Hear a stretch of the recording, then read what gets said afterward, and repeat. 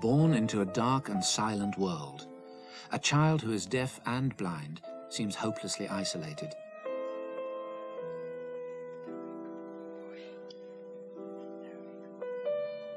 Although she may have a normally active and relentlessly inquisitive mind, the deaf-blind child can only explore the world through her senses of touch, taste, and smell.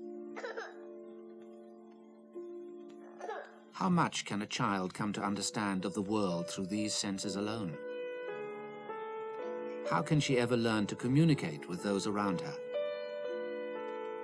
How can she ever achieve full independence?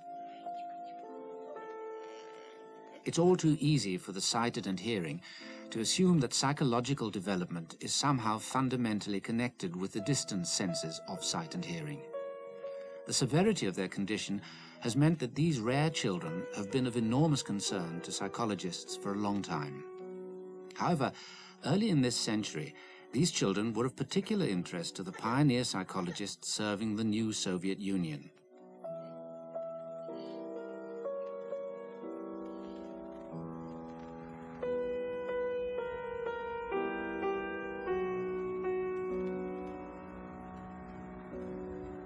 In central Moscow, the Novodevichy Cemetery is the final resting place of some of the most honored and highly esteemed Soviet citizens. And amongst the graves of military heroes, ballet dancers, cosmonauts, composers, are also those of several Soviet psychologists.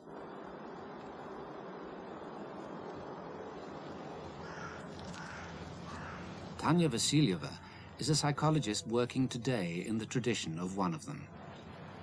Professor Ivan Sokolyansky's place in the cemetery was guaranteed by his pioneering work with deaf-blind children. Sokolyansky was instrumental in establishing a school for the deaf and blind at Kharkov in the Ukraine as early as 1923.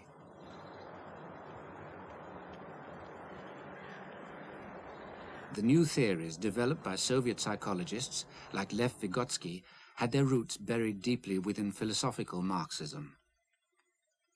To the Soviet psychologists, the absence of senses, even sight and sound, needn't prevent development. Normal development should be possible, but only if the right social and educational conditions were to be provided.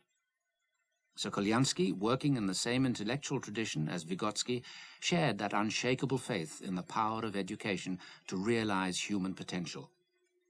The deaf-blind child possesses a normal brain and the potential for normal development. However, while possessing that potential, they can never achieve even the most insignificant degree of mental development relying on their own efforts. Without special instruction, such a child remains a mental cripple for the whole of their life. Not everyone had such faith in human potential. In the 1930s, local authorities put a stop to the work on the grounds that the children were mentally retarded and not worth educating. However, in 1963, a new school was established at Zagorsk, just north of Moscow, by one of Sokolyansky's students, Myasheryakov. Psychologists from the Moscow Institute of Defectology were given total responsibility for every aspect of the new school: the design of the curriculum, the development of teaching methods, and the assessment of children's progress.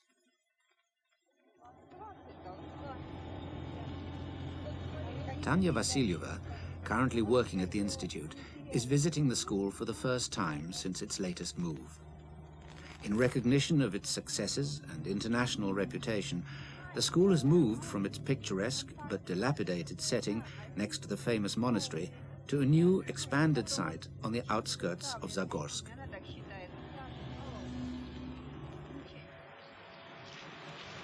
The teachers at the school have gradually assumed more responsibility for the running of the school and for organizing the education of the children. There are nevertheless still strong links between the psychologists from Moscow and the school. And today, Tanya has come to begin the long and complex assessment process with some of the new children. This is still an important part of the Institute's role. The new school has almost doubled in size. It is home for around 100 children. And the school no longer limits its intake to the totally deaf and blind. Although all the children in the school have visual and auditory impairment, many have some residual sight and hearing.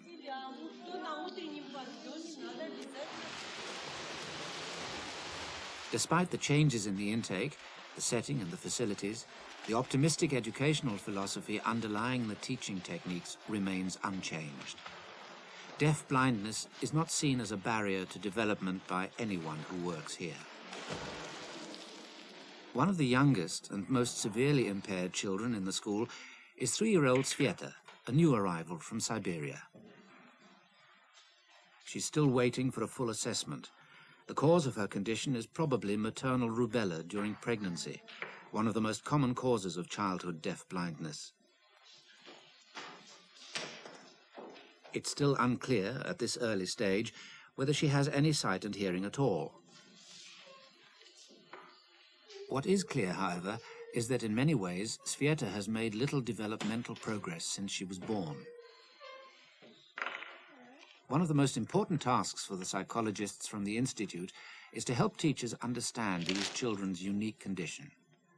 The otherwise normal physical development of children like Sveta can be deceptive. From first appearances, it's all too easy to assume that Sveta is just a slow 3-year-old. But her condition is far more complex than this.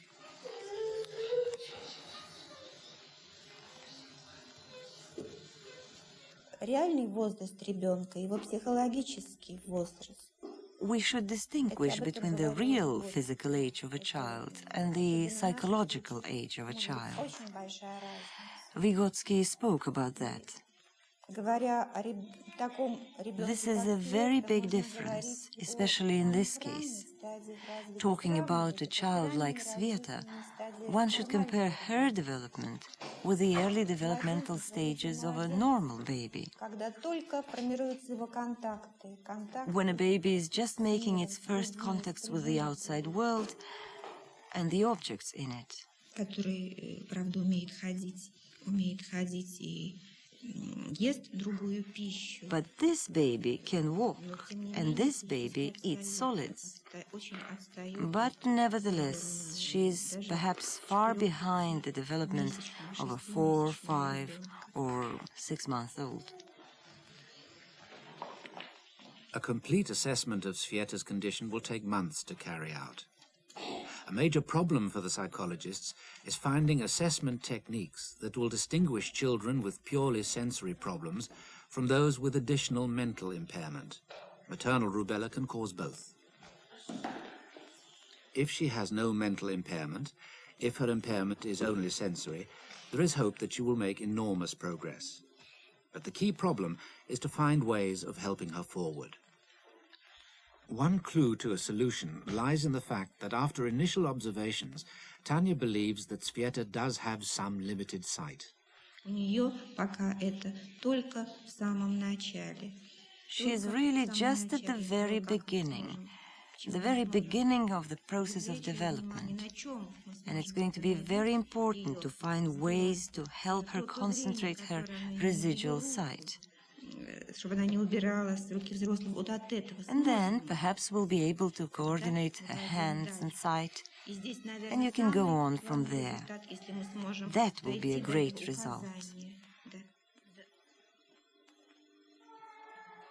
This process of coordinating Sveta's sight and motor abilities is intended to mirror those developmental processes seen in a newborn child.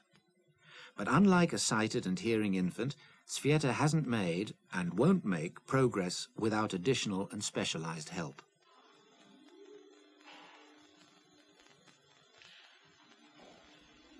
So, as well as assessing the children, Tanya Vasilyeva gives advice on new methods of teaching, appropriately tailored to the individual needs of the children. Потому что самым главным для нее является эта сенсорная стимуляция. For her, the most important is sensory motivation, sensory stimulation. Stimulation is a very crucial thing for her. She needs things for her hands, for the movements of her body. Поэтому наша задача, вот исходя... Our main job is to take into account the level of her development, find some ways of stimulating her using bright objects. using movement. But it's movement directed by an adult. It's movement with the help of practical objects. And she's at the very beginning of that process.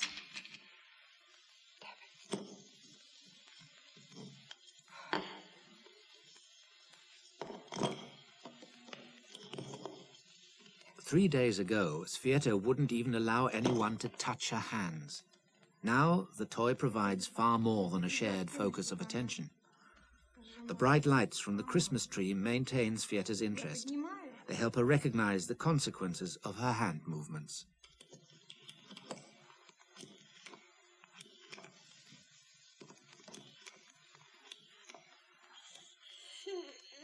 The children's first few years at the school are dominated by organized sleeping and feeding schedules.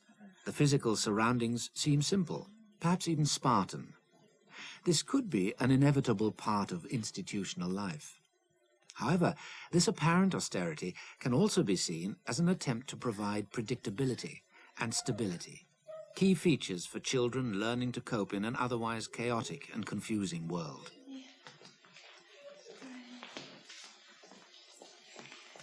But the development of these children to full independence will depend on them being able to communicate, the next crucial stage in the teaching process. Galina Yepifanova is deputy director of the school. Когда у детей более сложные формы поражения зрения и слуха, when kids have severe sensory losses of hearing and sight, much attention should be paid, especially at the primary stages, to teach them joint activities shared between teacher and child. It's the activities of a child and the teacher together.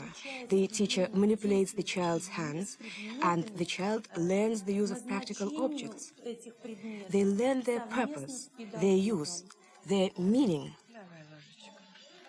It's all too easy to see this preoccupation with so-called joint activities as just a necessity, the only way of helping the children cope.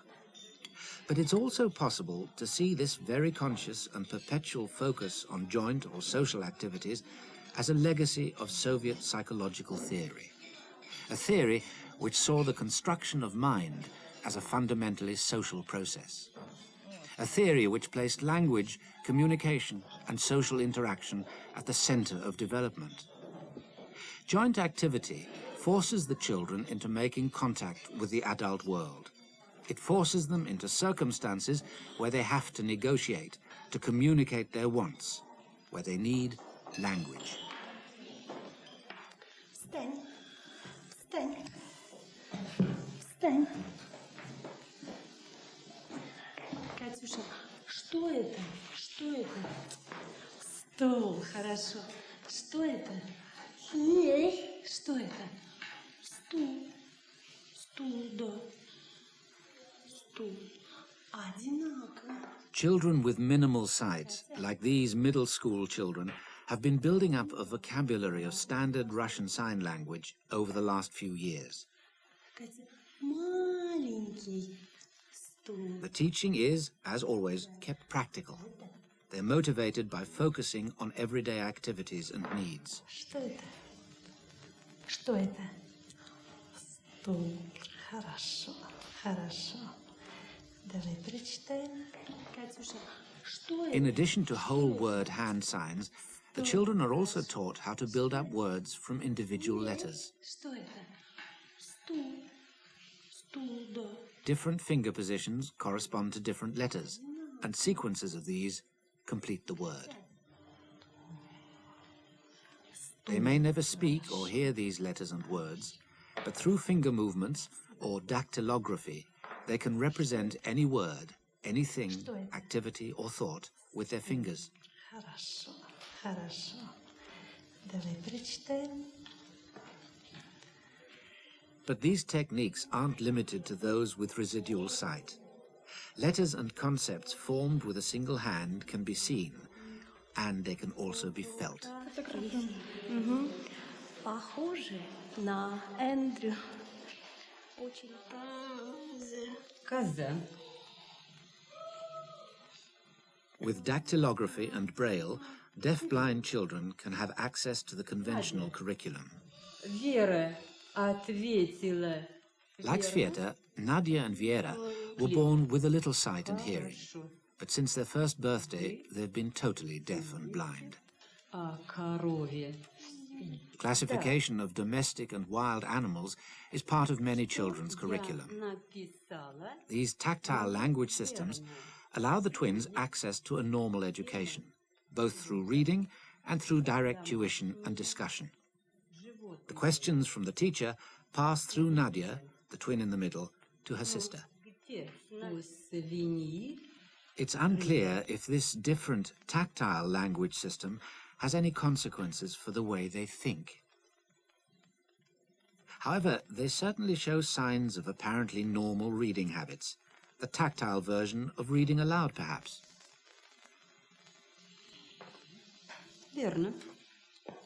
It can be assumed by hearing people that dactylography is too slow for effective communication, but it's the twins' teachers who find it impossible to keep up. Like teachers everywhere, the teachers at Zagosk recognize that reading alone has its limitations. Children need to understand what they're reading about. This is particularly important for children with such restricted access to exploring the world. How could they know what these animals are really like without seeing them? Plastic models can give only an impression of a real pig. The school can't provide relevant tactile experience for every lesson, but when it can, it is a powerful and effective learning experience. The twins have had very little direct contact with any animals. All that Viera and Nadia previously knew about pigs came only from books, or the small, smooth, odorless plastic models. What did they make of the real thing?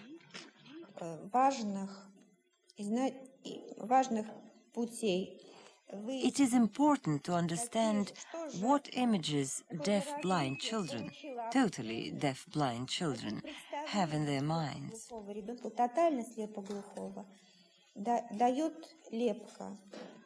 The best way is modeling.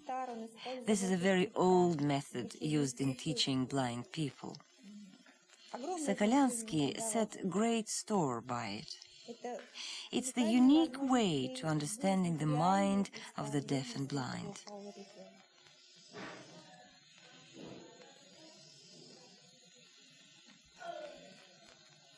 Modeling is ideally suited to act as a shared medium between the deaf-blind children and their teachers.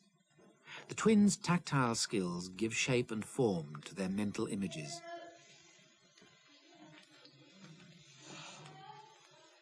There are clearly limitations to how much learning can be supported and monitored in such a concrete and practical way. And to the sighted and hearing, it may seem impossible for children like Nadia and Viera to make progress beyond a fairly modest education. However, in 1977, 4 of the school's first pupils graduated from Moscow University. The early pressures to demonstrate a case for the possibilities of educating deaf-blind children have eased.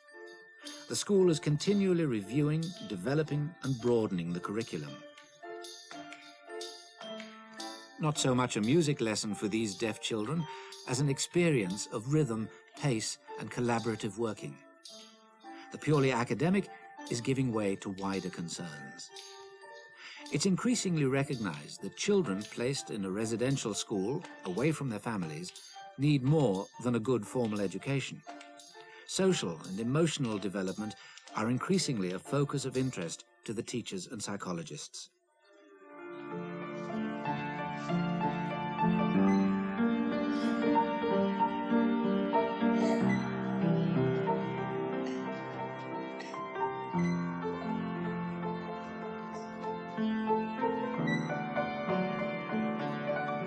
The regular school concerts are an opportunity for the whole school community to gather together.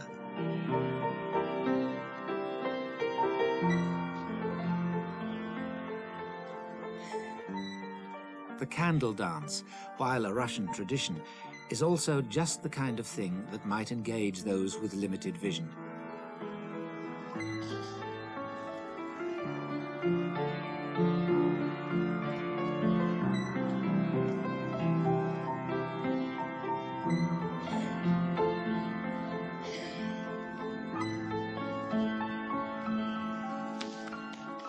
These social events are an enjoyable and important part of the children's lives, as the engaged attention and enthusiastically signed applause shows.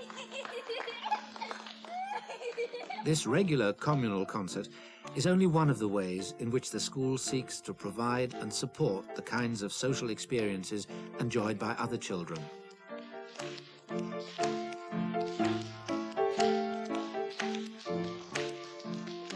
The new focus on the social and emotional life of the children is not accidental. It is entirely in line with the original theoretical framework developed by Vygotsky and Sokolyansky, a framework that never made a simple distinction between the emotional and intellectual aspects of children's development. Well, Vygotsky used to say that emotional and intellectual development, they're actually a united structure. It's impossible to distinguish one from the other. And the main change in our approach is that we now should pay more attention, not just to the children's cognitive development, but also to the development of their personalities. The ideas of the early Soviet psychologists can be seen today, reflected in many of the activities of the teachers and the children. Whether the current or future successes of the school should be attributed to the pioneer Soviet psychologists like Vygotsky and Sokolyansky is difficult to tell, and in many ways is perhaps no longer important. What is still important, what must be a major influence on their success, is that fundamental educational optimism. I'm absolutely convinced that it is possible to help any child with any sort of deprivation. I think it is impossible, ever, to speak about the limits of education when you start educating a child.